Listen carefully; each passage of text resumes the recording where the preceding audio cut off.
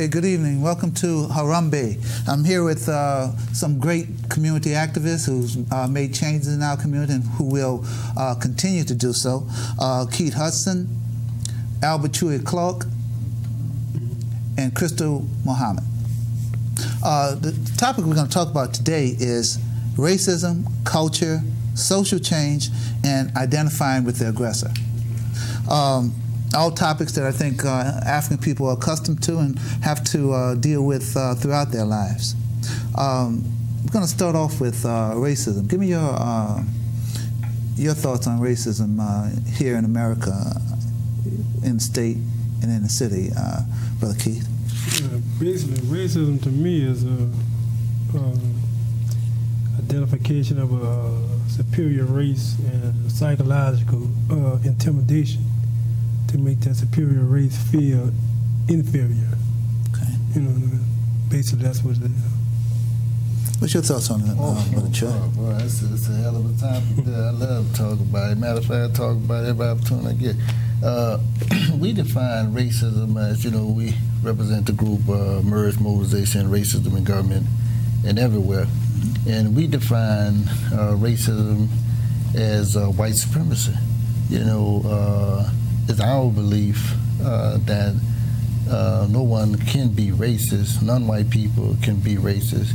That racism is a trip of Caucasian folks. It's rooted in the history. It's rooted in the Columbus period, the coming of Columbus and his so-called discovery, you know, of the Americas and the likes. It's rooted in, you know, the making of war on Africans, people, Africa, and non-European people the world over.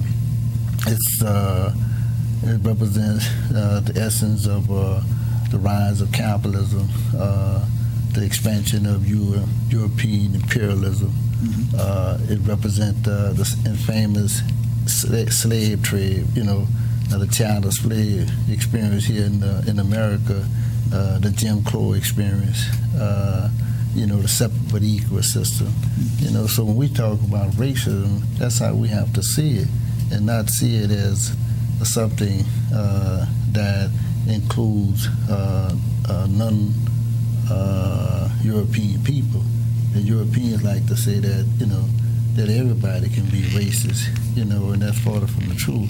And racism is not racial, I mean, it's not prejudice. Is, you know, is race prejudice. Okay. Sister Crystal?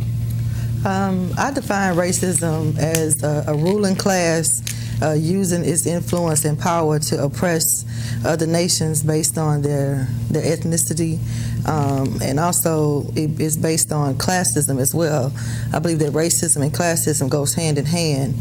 Even when you look at the transatlantic slave trade, it was they based it on race as to identify which people that they would target, but it was all fueled by this classist system of oppressing and exploiting people. And even to today, you'll have black people who are racist against their own black people because of classism, but it's still using the system of the ruling class exploiting the or the oppressed people.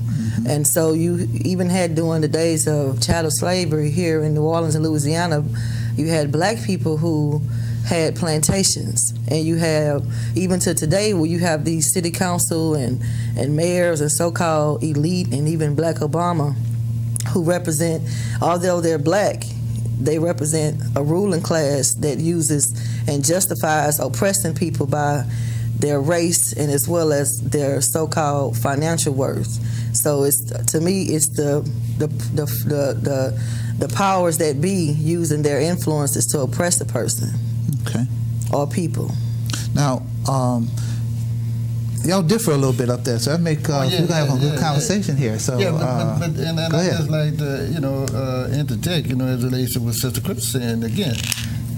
And I think, you know, when you're talking about classism, you're talking about capitalism. You know, I mean, you know, that's the nature of the beast. And so if you can say, well, you know, there's such thing as, you know, black folks who can be racist, well, then, you know, you can, in a sense, excuse, you know, the nature of white supremacy. No, it opposes white supremacy. Well, but I'm saying it just goes against the logic of what white supremacy is. White supremacy is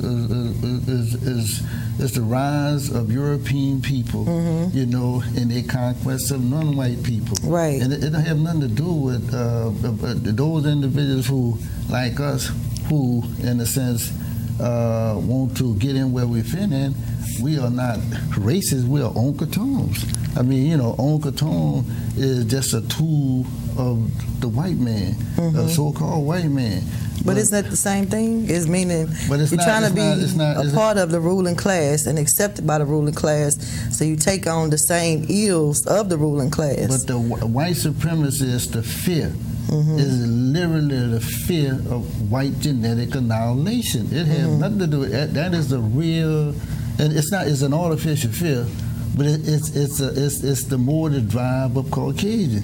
They are a minority on the planet Earth, you know, and what they are trying to do is to, in a sense, perpetuate their kind, and at the expense of the non-white people around the world. They exploit and use most. What of the do you call it when a black person uses the same tactics of oppression? Right. So these are all different terms up under the same umbrella. It's all under racism. I agree with that, or without it, but I'm saying, but you could never call an African a racist without, in a sense, distorting the essence of white supremacy. You know, he is an oncatone. He can never be compared with a racist. White folks, even those Negroes who call themselves Creoles, they are no Creole, they are mulattoes. And a mulatto ain't no Caucasian. A Caucasian know his kind.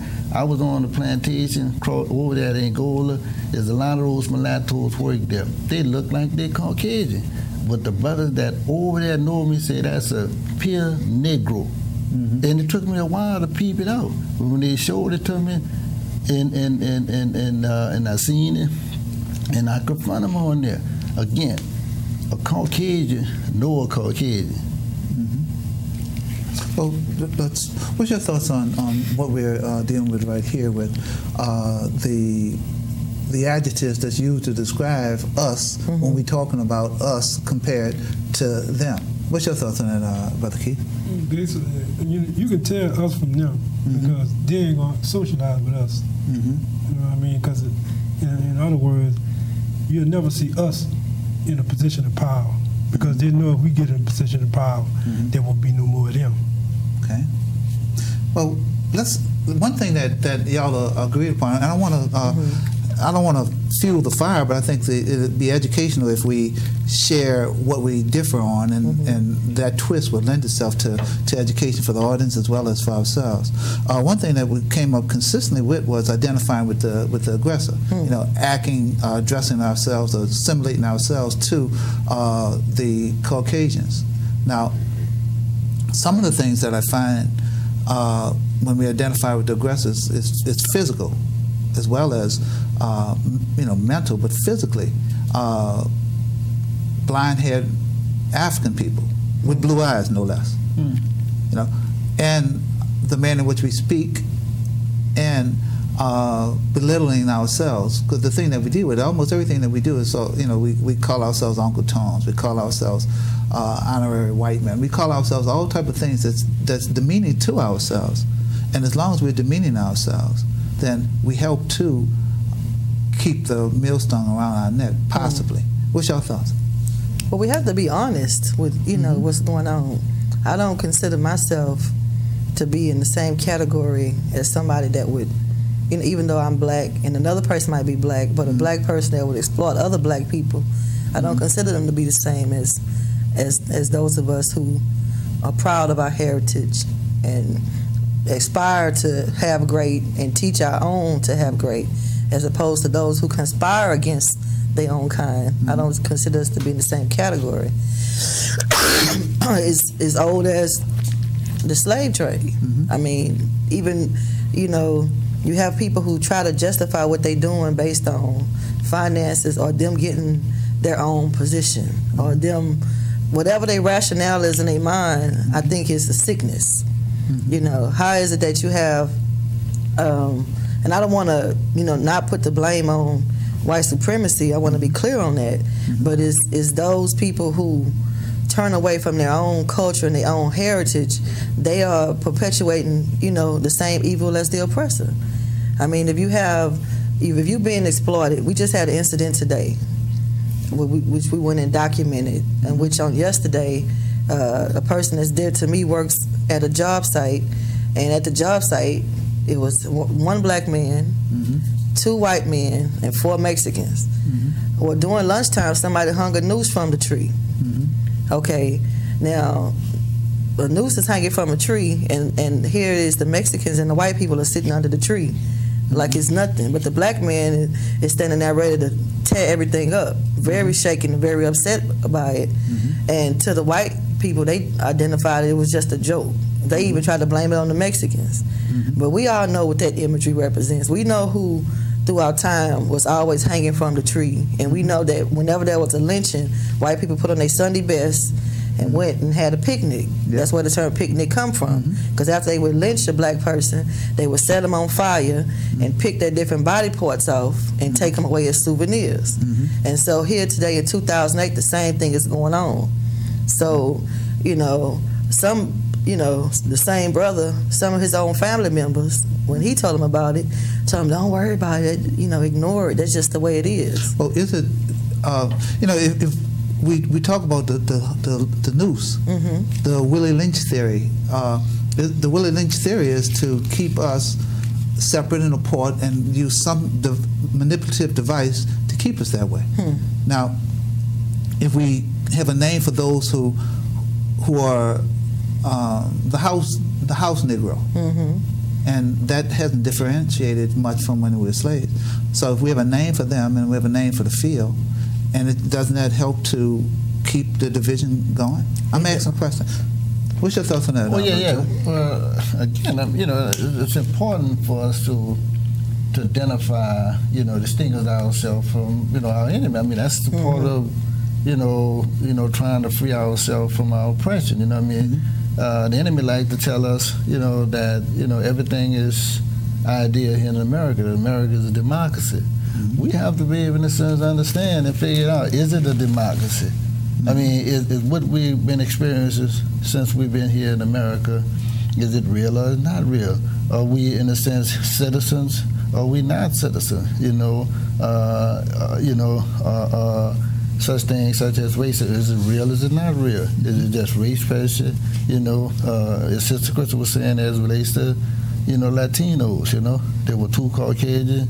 There were, in a sense, 5 or 6 Latinos. Now other Latinos races, they are being tooled by the races. That's the situation. I would say that the Latinos are just pawns, just like the Uncle Tom Negro. He's just a pawn of the so-called white man. But the races is those Cajuns who are going to benefit, those 2 Caucasians who are there overseeing the job, who works for, the individual who owns the company is Caucasian, who is part of a country, a community that runs America. America is a white nation. This garbage about me, multicultural, that's garbage. What matters here in America is what the white man wants. And not just here in America, but around the world, a minority. We have the situation right now in Zimbabwe, where Great Britain and the United Snakes of America are trying to, in a sense, decide the fate of that particular country. They're trying to, in a sense, force our brother Robert Mugabe, to vacate the premises, and they're using a handkerchief head, a Negro. They're funding him with nothing but money, nothing but publicity. And we have to call it spade. Is that Negro a racist? He's an Uncle Tom. He's an Uncle Tom. To call him a racist would be, in a sense, put him on the par with a George Bush and the likes. And he's not that far. He's just a handkerchief head. He's a tone. We have to put him just as he's supposed to be put on the ground. He's a buffoon. He's acting. He's not on the par with George Bush. These people